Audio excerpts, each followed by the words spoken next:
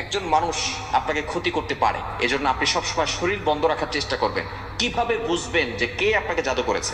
এটা আমরা বলতে চাই না, এটা বললে অনেক সময় সমস্যা হয়, দ্বন্দ্ব সৃষ্টি হয়, মারামারি হানাহানি এগুলো যায়।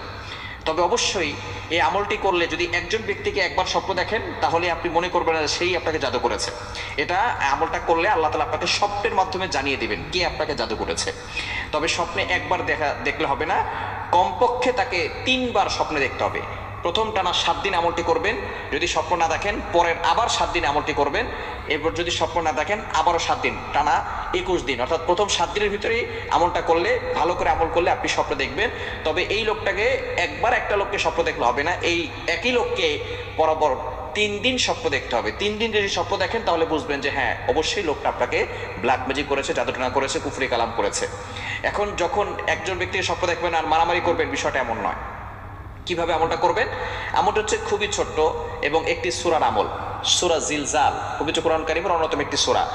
30 নম্বর পারা রয়েছে সূরাতু জিলজাল। ইযা যুলজিলাতিল আরদু জিলজালাহা ওয়া আখরাজাতিল আরদু আথকালাহা ওয়া ক্বালাল ইনসানু মা লাহা ইয়াওমা ইযিন তুহাদ্দিসু আখবারাহা বিআন্না রাব্বাকা আওহালাহা ইয়াওমা ইযিন ইয়াসদুরুন নাসু আশতাতান লিউরাউ আ'মালাহুম ফামান ইয়া'মাল মিসকালা যাররাতিন খায়রান ইয়ারা ওয়া মান ইয়া'মাল মিসকালা যাররাতিন শাররান ইয়ারা। এই সূরা জিলজাল আপনি যখন রাতের বেলা ঘুমাবেন অবশ্যই অজু করে ঘুমাবেন। কিভাবে আমলটা করবেন সেটা বলে দিচ্ছি। রাতের বেলা ঘুমানোর আগে অবশ্যই অজু করে ঘুমাবেন। এরপরে আয়াতুল কুরসি একবার পড়বেন, সূরা ইখলাস একবার, সূরা ফালাক একবার, সূরা নাস একবার। এটা পড়ে আপনি বুকে ফু দিবেন, হাতে ফু দিয়ে পুরো শরীরে মাসাজ করবেন। এরপরে সূরা জিলজাল আপনি 100 বার পড়বেন। সূরা জিলজাল 100 বার পড়বেন। 100 বার পড়ে আপনি নিয়ত করে ঘুমাবেন যে যে আপনাকে জাদু করছে, আপনাকে ক্ষতি করছে, আপনাকে অসুস্থ করে ফেলতেছে, আল্লাহ যেন আপনাকে তাকে স্বপ্নে দেখিয়ে দেন। এই নিয়ত করে আপনি ঘুমাবেন, সূরা জিলজাল 100 বার পড়বেন। তবে আরও একটি আমল করতে হবে এটার সাথে সাথে।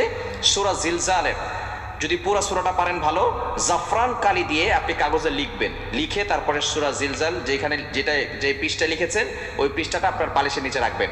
এখন জাফরানের কালি অনেক সময় পাওয়া যায় না, এক্ষেত্রে আপনি এটা প্রিন্ট করে নিতে পারেন। অনেকে লিখতেও পারে না, লেখায় অনেক ভুল হতে পারে, এজন্য আপনি কোরআন শরীফের এটা ছবি তুলে নিয়ে সূরা জিলজাল এটা প্রিন্ট করে নিয়ে আসবেন। নিয়ে এসে আপনি বালিশের নিচে রেখে তারপরে আপনি ঘুমাবেন এবং ডান কাত হয়ে ঘুমাবেন এবং ঘুমানোর আগে 100 বার পড়বেন আর বালিশের নিচে আপনি এই সূরা জিলজালটা রেখে তারপরে ঘুমাবেন। ইনশাআল্লাহ 7 দিনের ভিতরে আপনি স্বপ্নে দেখবেন যে কে আপনাকে জাদু করেছে।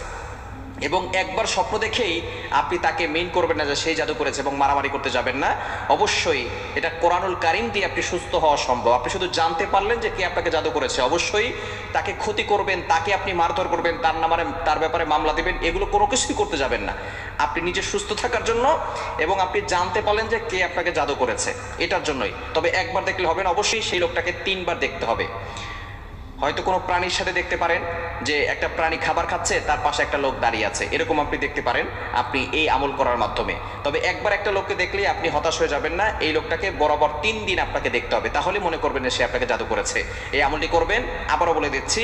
প্রথমে ওযু করে ঘুমাবেন, আয়াতুল কুরসি, সূরা ইখলাস, সূরা ফালাক, সূরা নাস এটা পড়ে বুকে ফু দিবেন, হাতে ফু দিয়ে পুরো শরীরে মাসাজ করে দিবেন। সূরা জিলজাল 100 বার পড়বেন। এরপরে নিয়ত করে ঘুমাবেন যে আমাকে জাদু করেছে, আল্লাহ তুমি আমাকে তাকে দেখিয়ে দাও, এটা নিয়ত করে আপনি ঘুমাবেন। এবং অবশ্যই আপনার বালিশের নিচে একটা সূরা জিলজালের প্রিন্ট করা একটা কাগজ সেখানে রেখে দিবেন, তারপরে ঘুমাবেন। ইনশাআল্লাহ এভাবে 7 দিন ঘুমালে, এই আমল করলে আল্লাহ তাআলা আপনাকে স্বপ্নের মাধ্যমে জানিয়ে দিবে কে আপনাকে জাদু করেছে। এ বিষয়ে খেয়াল রাখবেন এবং অবশ্যই তাকে ক্ষতি করবেন না, আপনি আল্লাহর কাছে দোয়া করবেন এবং আপনি নিজে